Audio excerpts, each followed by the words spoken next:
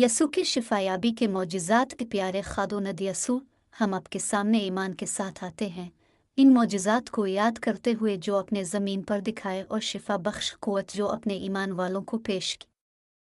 हम आपसे दुआ गो हैं कि आप अब सुनने वाले हर एक की ज़िंदगियों में मुंतकिल हो जाएं, शिफा, बहाली और अपनी मोहब्बत और ताकत में तजदीद एतमाद लाते हुए।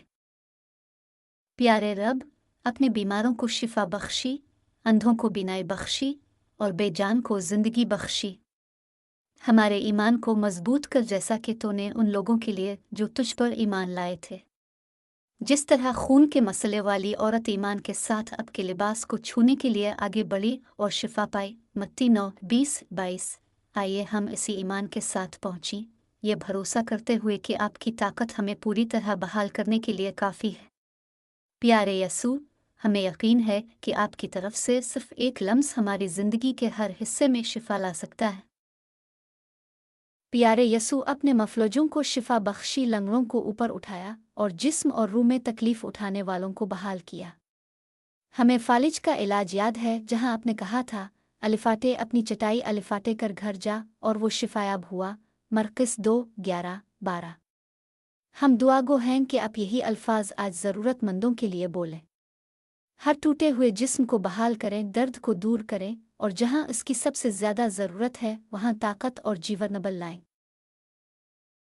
प्यारे खादोनद, तावाम देता है जो समझ से बालातर है। फिक्रमंद थके हुए लोगों के लिए उन्हें अपनी मौजूदगी और शिफा देने की अपनी ताकत की याद दिलाएं।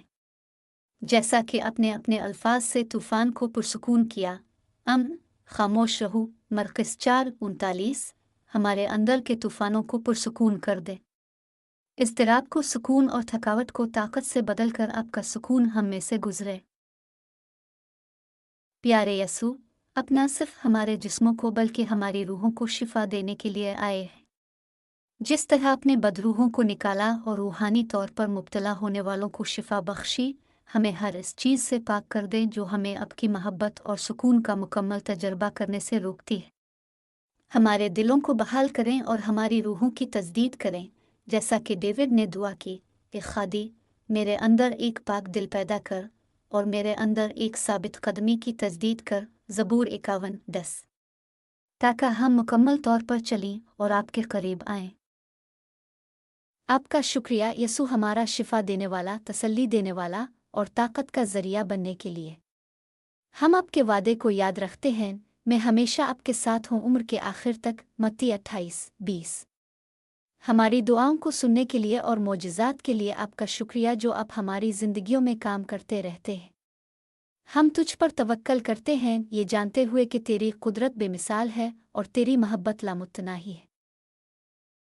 प्यारे यसू, हम हर इस शख्स को उठाते हैं जो इस दुआ को सुनता है। इनके ईमान को मजबूत करें, इनके जिस्मों को शिफा दें और उनकी रूहों को बहाल करें। तेरे मुजिज़े उनकी ज़िंदगियों में ज़ाहिर हों जब वो तेरे साथ चलते हैं। हम ये सब तेरे मुक़द्दस नाम में दुआ करते हैं। आमीन।